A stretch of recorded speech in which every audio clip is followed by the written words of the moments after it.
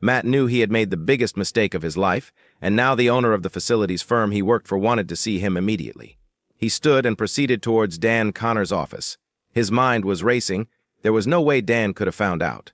As the accountant and general manager, only Matt ever looked at the details of the company's transactions, and at month's end all the accounts were balanced. Matt was sweating and feeling sick as he reluctantly knocked at the door.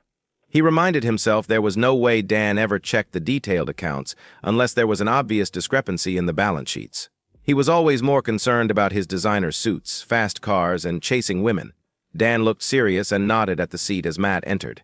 Matt's illusion of safety was shattered immediately. "So I guess the question I need to ask is just how long have you been stealing from me?" Matt's head began spinning. "What? I have no idea what you are talking about."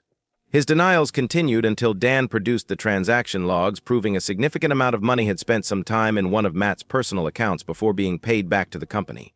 He knew the facade was over. He was caught red-handed. "I'm really sorry, Dan. I just needed a short-term loan until the bridging company came through. Otherwise, we would have lost the new house Susan had set her heart on. I never stole it. I paid it back as soon as I could and before month end. I don't what they will class it as, Matt. Theft, I guess, or fraud, but you could be looking at jail. Even without that, you're looking at losing your job. I can't possibly trust you after this," Dan replied. "Please give me a chance." It was a moment of madness. "I've worked for the company for almost 20 years and have never thought of doing anything like this before and wouldn't do it again," Matt answered. Dan stood and looked out the window, seemingly in deep contemplation. "You and Susan have been my friends for a long time. I guess that makes this all the more disappointing. Did Susan know you did this?" Matt was surprised by the question. He thought back. It was actually Susan's idea. She was so desperate not to lose the house that she suggested it, convincing Matt no one could ever find out. Matt thought involving Susan might mean Dan didn't report it to the police, but he didn't want to implicate her. After a long pause, he said, "No, she didn't. It was my idea." Dan seemed surprised by Matt's response, but let it pass. "I need time to think this through, Matt. I'm not sure what to do for the best. Go home. Don't come back in the rest of the week. I'll make a decision on Friday." All the way home, Matt couldn't figure out how Dan had found out. No one ever looked at the transactions, and Dan certainly didn't do detail. His primary concern was about which option Dan would choose. None of them were very appealing, but the shame of a court case and time in prison left him in a blind panic. He knew Susan wouldn't be expecting him. He looked at their new home as he approached, deeply regretting buying the bloody thing in the first place. He suddenly recalled all those stories where a guy comes home early to find his wife having an affair. Wouldn't that just cap off a perfect day? Thankfully, Susan was her usually bright, sunny, and fully clothed self as he walked into the kitchen. He marveled again at her beauty. Just shy of her 40th birthday, her long, curly brown hair was pinned up, her fringe resting over a set of deep brown eyes. He preferred her figure now, which provided a few more curves and a lot more cleavage than when they were first married. Most of all, he loved her smile, a smile he was about to remove for the foreseeable future. Matt updated Susan with the account of his discussions with Dan and the damning evidence he had. Susan responded, "Oh my God, honey, I'm so sorry. This is all my fault. It was my idea and all for this stupid house." Matt shrugged. "I told Dan you didn't know anything. Pointless getting us both into trouble." Susan, "Maybe if I spoke to him and pleaded?" Matt thought about it and suggested they just wait. He knew it was going to be the longest 3 days of his life. They could try the pleading if Dan chose the destruction option. He wondered what he would do in Dan's shoes. They were friends outside of work, often going out and attending parties together. Maybe that gives him a slim chance. Dan texted to say he would come to their home at 7 p.m. on Friday. Both Matt and Susan were sick with anticipation. Dan's Aston Martin pulled onto the drive exactly on time. The man with everything mused Matt: good looks, money, the ability to charm, and now the power to destroy him. He let Dan with a few strained greetings, and Susan offered him a beer as usual. Before he could say anything, Matt dove in. "I just want to say how very sorry I am, Dan. I let you and myself down badly. I understand I've put you in an impossible position, and I'll cope with whatever you decide." Dan gave a strange smile. "I do hope that is true, Matt." The following silence stretched onwards, becoming unbearable, before Dan finally continued. "You know I'm a bit jealous of you, Matt, your relationship with Susan. I miss that in my life." Matt was surprised. He always thought Dan had it all, including an endless line of hot girlfriends. Maybe heading towards 30, he was looking to settle down. "So it's with that in mind that I have a proposal. Neither of you will like it, but it's the only scenario where you can avoid a prison sentence, Matt. And remember, there is a risk to Susan as well, as it was a joint account and used to secure the house in both your names. I know you wouldn't have done this without her approval. Matt panicked at the thought of Susan being held accountable. He had no idea what the proposal could possibly involve. Dan let out a slow, long breath. There's no easy way to say this, but my proposal involves me spending time with Susan. There was stunned silence. Dan went on.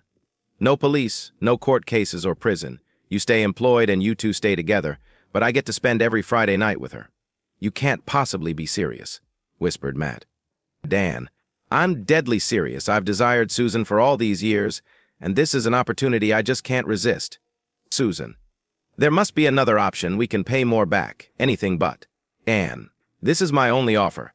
I'm told I'm not a bad-looking guy. Hopefully it isn't too much of a hardship for you. Maybe once things settle down the arrangement won't be too uncomfortable for any of us. Susan, we need time to consider it. We can't decide something like this quickly. Matt's head spun around. You can't be thinking of agreeing to this, babe. Are you crazy? Susan, I don't see any alternatives, hun, and we've been trying to think of them all week. Matt seethed as he looked at Dan. You miserable low-life scum. It's a sick idea. Dan smiled in return. That may be true, Matt, but I'm not a thief. You are, though. Dan turned to Susan. If we are doing this, we need to start now. No time for you to think of a way to squirm out of it. After 15 minutes of shouting and accusations, Dan stood up. It's decision time. I'm either walking out to my car or upstairs with Susan. He smiled and held out his hand towards Susan. After a hesitation, Susan took it. Matt was literally staggered and sat back harshly on the chair. Susan, there is no alternative, Matt. It will be okay. She then led Dan through the living room and up the stairs. Time seemed to stand still for Matt. The room was silent. Did that conversation really just happen? His mind jumped to what was happening upstairs. He could hear them moving around in a muffled conversation, and then the unmistakable sound of someone sitting on the bed. Long minutes passed in silence. Then he heard the first squeak of the bed, the unmistakable sound of two people beginning to be intimate.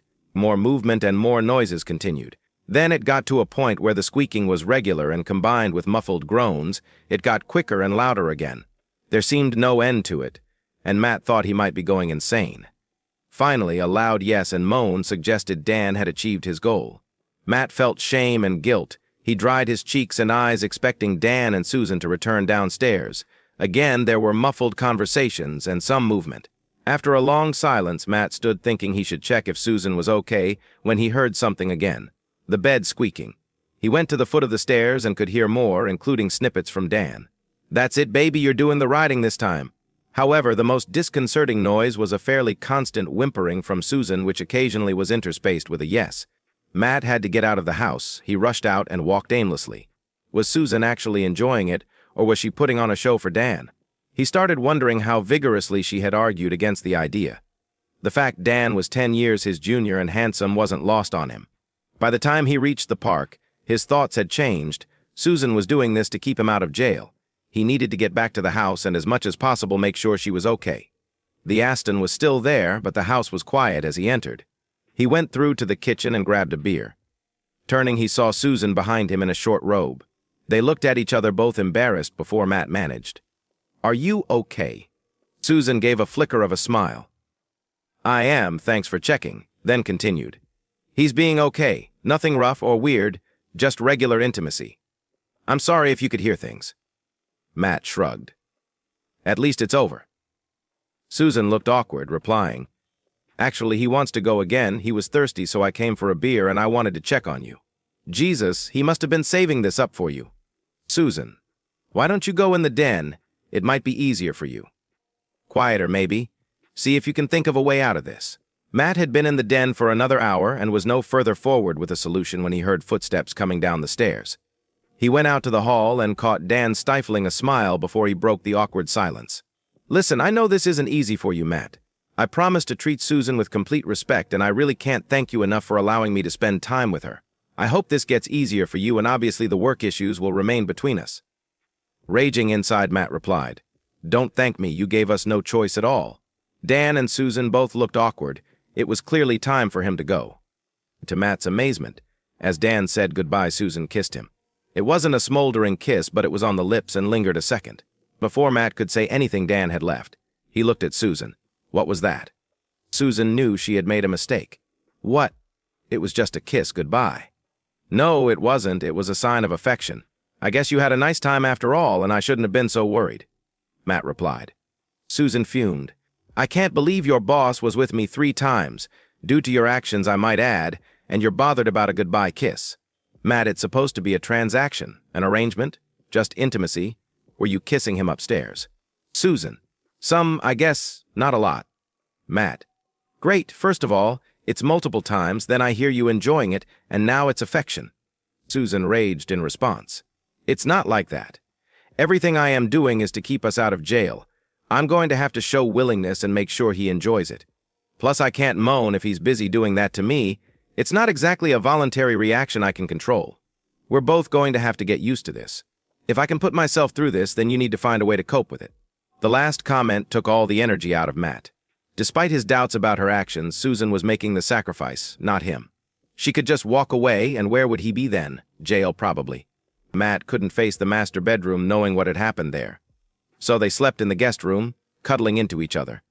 Susan was quickly asleep, no doubt exhausted. Matt didn't sleep a wink, his mind in constant turmoil, desperately trying to think of a way out of this hell. It felt like they barely talked the following week. The only conversation was how to get out of their predicament.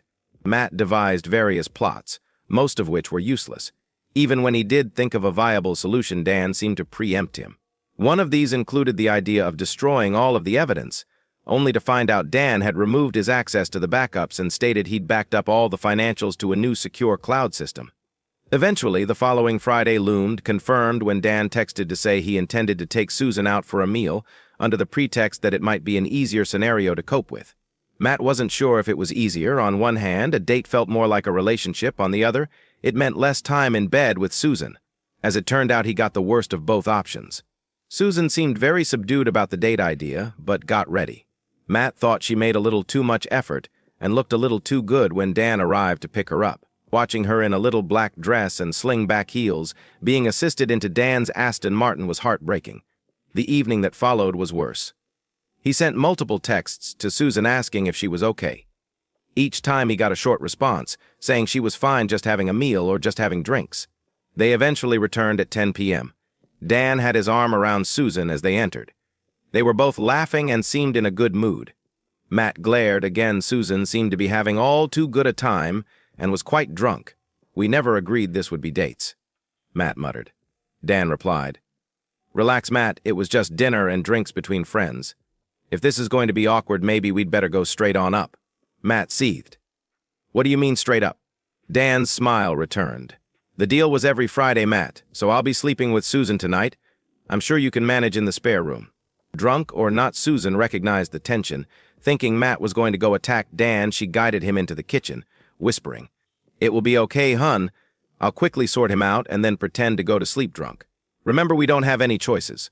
Matt retreated to the den, with an overwhelming sense of impotence. He heard them go upstairs, Susan giggling, which he hoped was an act for Dan, but he couldn't help but wonder if the acting was for Dan or for him. Exhausted, Matt finally went to sleep in the spare room. Every time he woke, he heard the bed squeaking down the hall, so much for quickly sorting him out. When he went downstairs in the morning, Dan was already sitting at the table and Susan was making breakfast. He'd had enough. Fuck off, Dan. It's not Friday and your time is up, Susan started with. There's no need, Matt. We can be civil, it's just. Matt interrupted. You've got 10 seconds to get the fuck out of my house. Dan looked like he was about to argue but stood to leave. As he went out the door, he reminded Matt. Don't forget what you have riding on this, Matt. Matt turned to Susan. Making him breakfast, really. You have got to be kidding. Why don't you just move him in? You're more his wife than mine now. He stormed out before she could even think about a reply. For the third Friday, Dan suggested they spend the night at a hotel to prevent any further confrontation with Matt. Susan left at 6 p.m. dressed casually, which again she thought would be easier on Matt. The plan was to change to the hotel room and Dan would meet her in the restaurant. She was a little taken aback by the opulence of the hotel. Her casual clothing didn't fit in. She collected a key for the pre-booked room, only to find upon entering it was a suite. There were flowers on the side table and 2 gift-wrapped boxes on the bed. She opened the larger box to reveal a very expensive and glamorous silver satin full-length dress with a halter neck and thigh split. The second box contained a red satin basque, matching thong, and luxurious black seamed stockings. She hesitated but thought there was no harm in trying them on. Amazingly, they all fitted perfectly, and she had to admit to feeling really good in them. She made a decision to keep them on and went down to the restaurant. Dan met her, his mouth agape at how stunning Susan looked. The following dinner and wine were exquisite, the atmosphere highly charged, knowing what was to follow. Susan was now more relaxed in Dan's company and had decided to go with the whole scenario rather than fighting against it. The next morning, after another round of intimacy, Susan dressed in her casual clothes. She explained to Dan that she couldn't risk taking the dress or lingerie home. Dan agreed to keep them at his house for Susan's future use. Susan sighed, remembering this was going to be a long-term arrangement. Her emotions were in turmoil, not sure how she felt about things anymore. There was certainly plenty of guilt, but she couldn't deny a feeling of excitement and fulfillment. Matt lay awake most of Friday night. By Saturday morning at 10 a.m. Susan hadn't returned. Yet again this seemed to be beyond the agreement. He doubted if Dan would have resisted taking Susan again this morning, and he wasn't convinced she would even try to avoid it. As much as he tried to resist it, he was losing trust in Susan, and if that happened it could spell the end of his marriage. He had never felt so distant from Susan or so alone. Susan. That kiss was such a bad move. It had upset Matt more than anything else, and then the breakfast for Dan. What on earth was I thinking of? In fact, she was starting to think the whole arrangement was a terrible idea.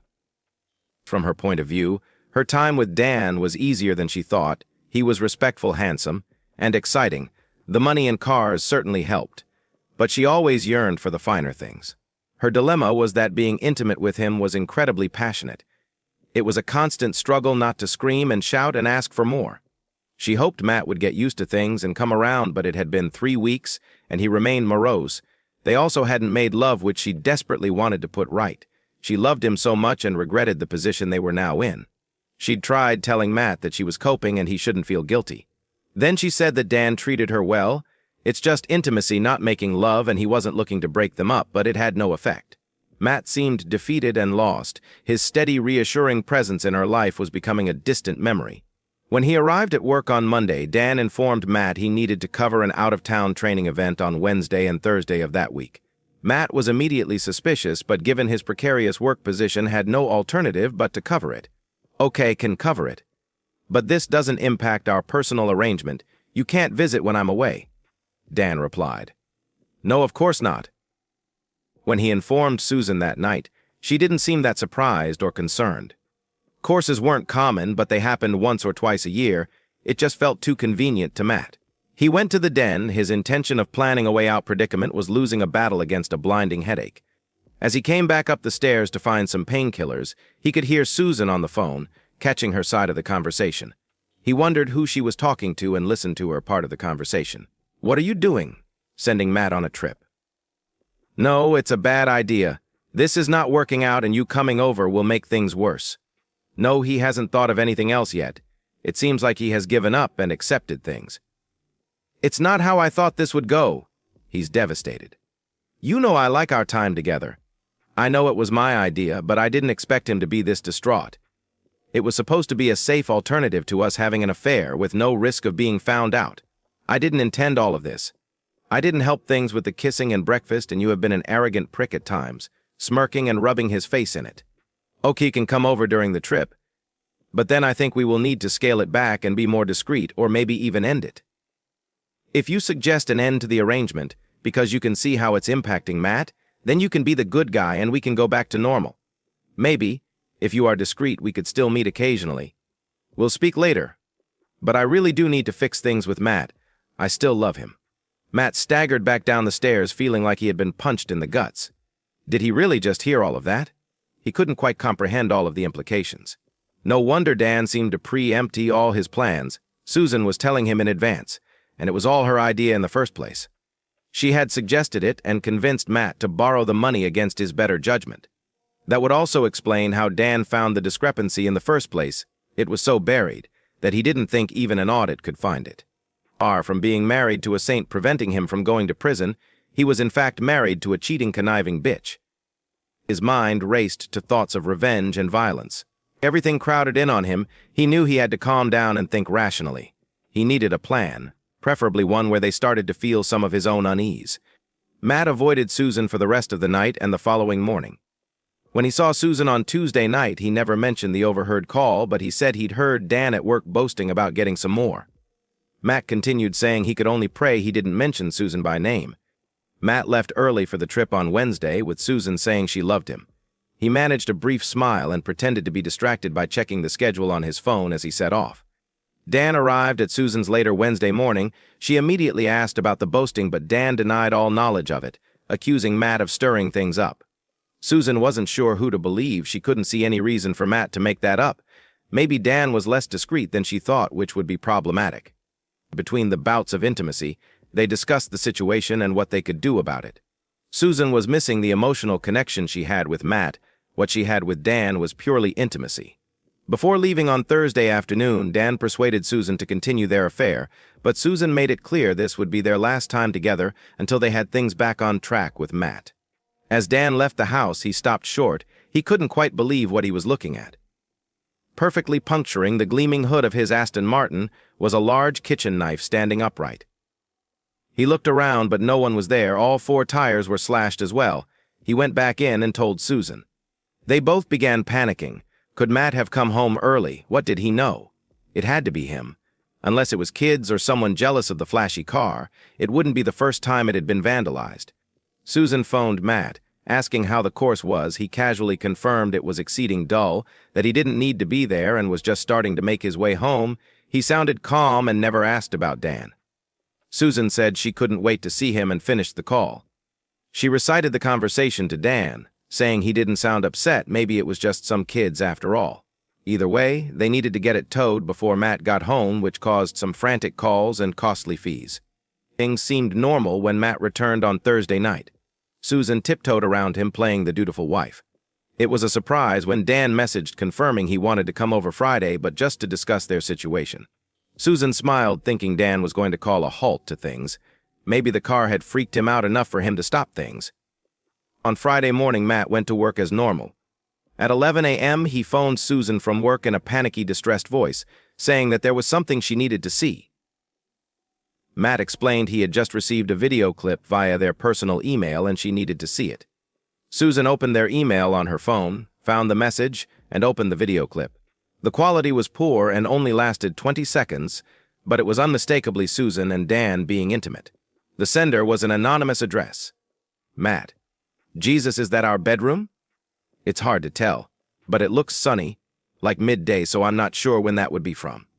Susan knew exactly where it was from. She could vividly recall Dan being with her just like that on Wednesday. But she replied, I'm not sure, maybe it's edited and they messed with the light. Matt: that is you, isn't it? You seem to be enjoying it. Susan let the comment pass.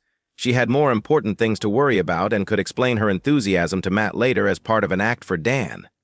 Matt went on. What's Dan playing at? Is that what he wanted to discuss tonight? Is this just another form of torture? You didn't fall out or threaten him with him, did you? Susan immediately denied it, but then remembered telling Dan of her intention of stopping things. Maybe he reacted badly and intended to use the video to keep things going. He must have set up a video at some point. He had plenty of opportunity to do so over the 2 days. Matt said Dan wasn't at work, so he couldn't ask him. Susan desperately wanted to contact him and still hoped to cover their activities in the previous few days. Just then, Susan's phone pinged with an urgent call me now message. It was her sister Diane. She told Matt she had better answer it, hoping it would give her some much-needed thinking time. She ended the call with Matt and called Diane, only to be greeted by a barrage of questions and expletives. When Diane finally paused for breath, Susan managed to establish that her sister had received the same video clip. Her phone kept bleeping with attempted calls from most of her close friends and even her mum. My God, had they all received the clip? This was an absolute disaster. There was no way Matt would do this to me. It had to be Dan. Susan was irate. She tried calling Dan repeatedly but couldn't get a reply. The reason she couldn't contact Dan was that Matt had picked his phone up at work whilst he was in a conference meeting. He threw the battery in the bin and kept the handset and SIM card. He also left an envelope on Dan's desk before making the call about the video to Susan and then quietly leaving work. When he got home, Matt thoroughly enjoyed watching his wife's angst and confusion at what was happening. She was distraught that her mum would have seen the clip and all her family and friends would think she was having an affair. Matt played along, making various useless suggestions on how to limit the damage, throwing in his own confusion about when the clip could have possibly been taken. Susan still wasn't admitting to Dan's midweek visit. Susan. How had this gone so horribly wrong? She had never thought about having an affair until she had gotten drunk at a party and flirted a little too much with Dan. He was handsome, engaging, and obviously interested. After that night, he had been on her mind a lot. Over weeks, she managed to convince herself that she deserved some excitement but wouldn't dare risk her marriage to Matt. She had seen a friend's marriage end after a similar affair was discovered, but she had always been smart and thought her plan was a clever way to avoid all the pitfalls of an affair being discovered. I mean, how could Matt discover something he already knew about? Working out the details became a challenge and all part of the excitement. From her perspective, it was a great arrangement, but she had never fully considered the impact on Matt. Now she was in a world of pain. Everyone liked Matt and would know she had cheated on him. She was dreading trying to explain her way out of things. No one would ever believe Matt knew about her having sex with Dan. None of that mattered, though, as long as she could convince Matt this wasn't her fault. Dan's screeching tires announced his arrival at Matt and Susan's home. He was greeted by Susan trying to attack him. Matt did nothing to stop her, noting an impressive scratch mark across his cheek. Eventually, Dan managed to pin Susan against a wall long enough to speak. Dan had heard about the video but insisted he hadn't taken or sent it. Susan fumed. "But if it wasn't you, then who?" Matt started laughing. "I guess that would be me then." Susan and Dan looked dumbstruck. It was Dan who caught on first. "So you worked out about us meeting this week?" Matt: "Alas, I did." Susan started to try and justify it as a continuation of the arrangement. Again, it was Dan who caught the full implications of the video. He knew they had discussed the whole situation and suspected Matt had it all taped. He tried for some damage limitation. "I'm really sorry, Matt, I just couldn't resist Susan. I never meant this to hurt you so much. I made a major error of judgment and just got carried away. I'll end the arrangement and overlook the financial irregularity." Matt: "That's so good of you, but it's all a bit too late, I'm afraid. You'll find my resignation on your desk." Susan piped in with, "You can't, Matt. How will we pay for the house?" Matt: "Don't worry about that, honey. It's going up for sale tomorrow." Anne jumped in. "There's no need, Matt. We can put this behind us. I really need you at the firm. You know the business and the clients inside out." Matt smiled. "I guess that's true. It's probably why your main competitor has offered me a job. I suspect some, maybe even most of the clients will move with me. You owe more leave than the 4-week notice period, so I won't be back." Dan's fake smile faded, and Matt continued. "I suspect a good few of the workforce will be on their way as well. I told them I was leaving, and most don't seem to think you have what it takes to keep the company going." Dan rallied. "You need to think this through, Matt. You can still go to prison." Matt: "Oh, I don't think so. Would you want to implicate your lover? She received half of the benefits of the fraud. Anyway, you have committed blackmail, and thanks to your little tryst here, I have that admission on video. It's amazing what electronic devices you can buy these days. The recording is with my lawyer. In addition, you may find some of your files have been erroneously deleted, and I know you didn't back up anything remotely. It does pay to have colleagues who like working with you, but I guess you wouldn't know that." Dan sneered. "That recording will never stand up in court," Matt replied. "Funnily enough, my lawyer said the same thing, but I can use it in other ways, and by the time it's sorted, you will already be out of business. On the bright side, my new firm may be willing to buy you out. I hear their new chief operating officer is a decent guy." Susan realized that Dan, his business, and his money were in serious jeopardy.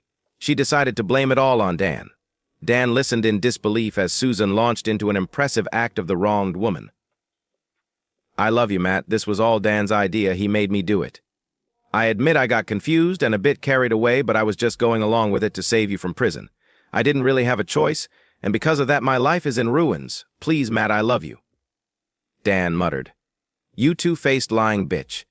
Matt smiled at the rather apt description.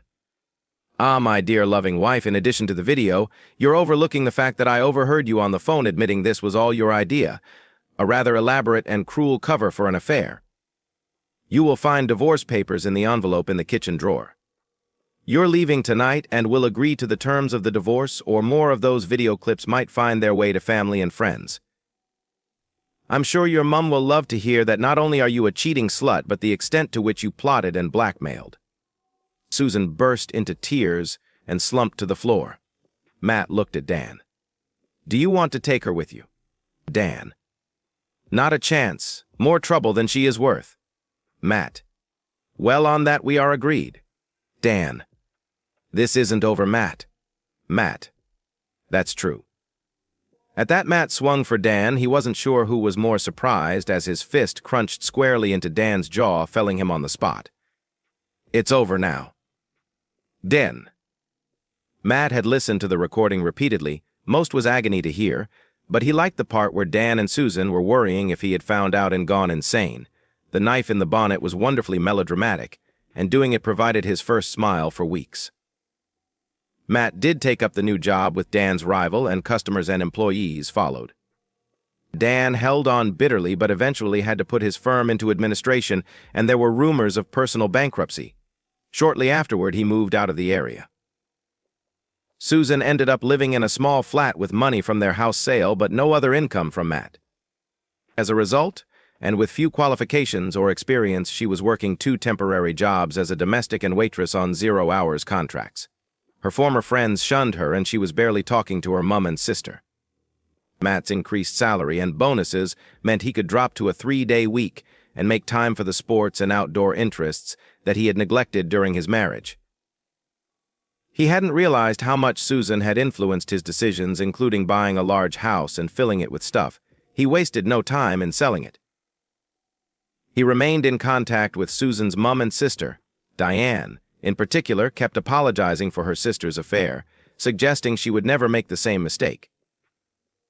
Matt wondered exactly what she meant by that statement, thinking it might be fun to find out at some point, especially as Susan would be furious. And that's the end of today's story. If you enjoyed it, please give this video a thumbs up and drop a comment below. Your support helps the algorithm push my content further. If you're new to the channel, don't forget to hit that subscribe button. It really helps me keep creating more stories for you. Thanks for watching, and I'll see you in the next one.